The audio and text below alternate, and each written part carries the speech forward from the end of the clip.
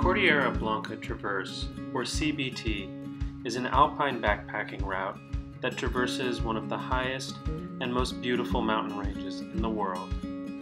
The trek was first pioneered and completed by world-class hiker Cam Honan in 2014. For approximately 250 miles, this backpacker's traverse crosses the entire range from north to south, beginning north of Nevado Alpamayo and finishing at Pasto Ruri Glacier.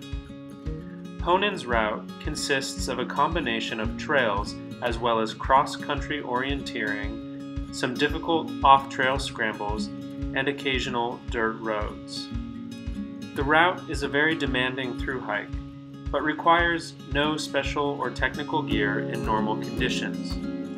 It crosses about 20 mountain passes, which range between 14,000 feet at the lowest and over 17,500 feet at the highest, and many of which are without trails.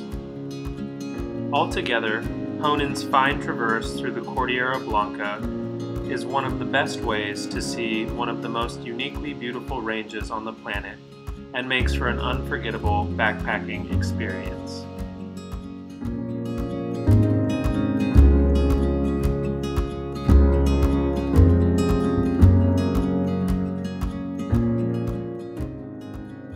Cordillera Blanca means white range in Spanish. The range is one of the most breathtaking parts of the continent of South America and encompasses some of the highest mountains in all of the Andes. The mountain range is the tallest portion of the Peruvian Andes, located in central Peru. The range extends as one narrow mountain chain for 124 miles, intersected by many steep, glacier-formed, U-shaped valleys. The Cordillera Blanca also acts as a continental divide. On the west, it drains into the Pacific Ocean, and on the east, it feeds the Amazon River basin, which spills eventually into the Atlantic Ocean. The range's unique beauty stems from the fact that it is the most extensive tropical ice-covered mountain range in the world. A total of 722 individual glaciers are recognized in the Cordillera Blanca, covering an area of 450 square miles. Because of this, the range is protected both as a national park as well as a UNESCO World Heritage Site. According to UNESCO, the snow-covered peaks, the numerous tropical glaciers and glacial lakes, the high plateaus intersected by deep ravines with torrential creeks, and the variety of vegetation types form a spectacular landscape of rare beauty. The single most overwhelming visual feature is the range's culmination in 27 snow-capped peaks which soar above 6,000 meters, or 19,685 feet. In particular is the Nevado Huascarán, Peru's highest point, at 6,768 meters, or 22,205 feet. Huascarán is also the fourth highest peak in the Andes and the highest peak in all of the Amazon basin. The southern portions of the range are also home to the famous Queen of the Andes, or Puya Raimondii. The Queen of the Andes are native only to Peru and Bolivia and found only at high altitudes. This is the world's largest species of mountain plant. It can grow as high as 15 meters, or 50 feet. It flowers only once every 100 years and is the largest member of the bromeliads, the pineapple family.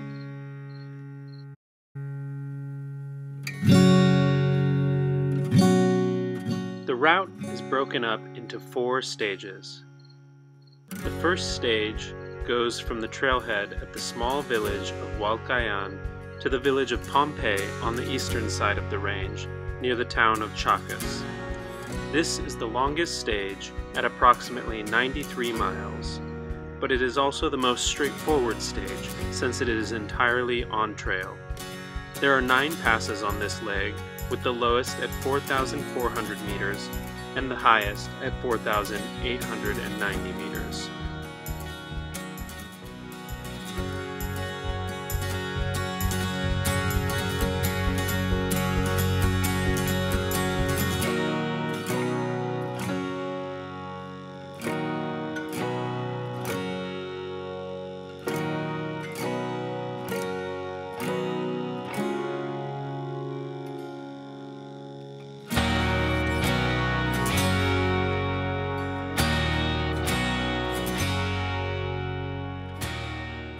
route first crosses from the west to the east side of the range, then curves south to join up briefly with the Santa Cruz Trek, the region's most famous trek, before weaving back westward to two high passes at the heart of the range beneath the flank of Nevado Huascaran, which make up the high points of this leg of the trip.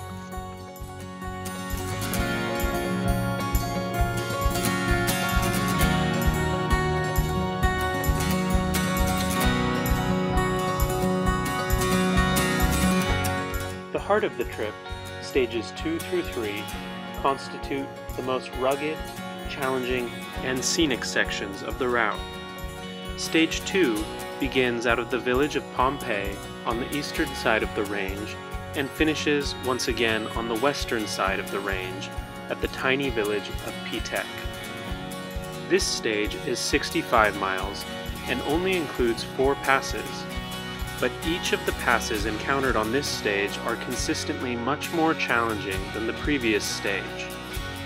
From Pompeii, the route ascends to the remote pass of Portachuelo de Onda, where the route crosses back over to the western side of the range. From here, you move south along the western side, again crossing 3 high alpine passes on the ridges jutting out from the main crest, forming the walls of the steep glacier-formed U-shaped valleys.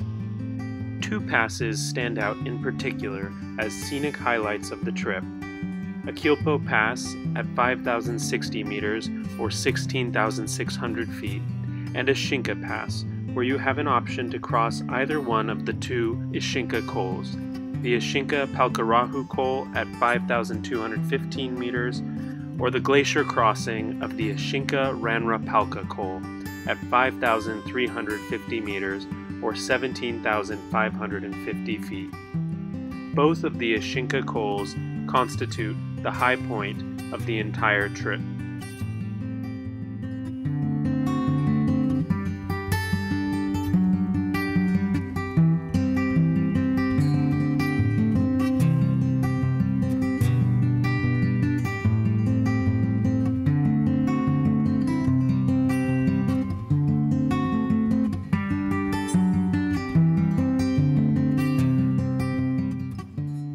Stage 3, although not as high as Stage 2, feels just as rugged and remote. It begins out of Pitek on the western side and continues the southbound traverse of the high ridges and steep U-shaped valleys of the western side of the range and finishes at the road at Laguna Querococha. Stage 3 is 46 miles and features 3 passes. 2 of the passes on this leg of the route, Paso Chayap and Kashan Pass, constitute arguably the most remote and most rugged passes on the entire trek in terms of their scrambling.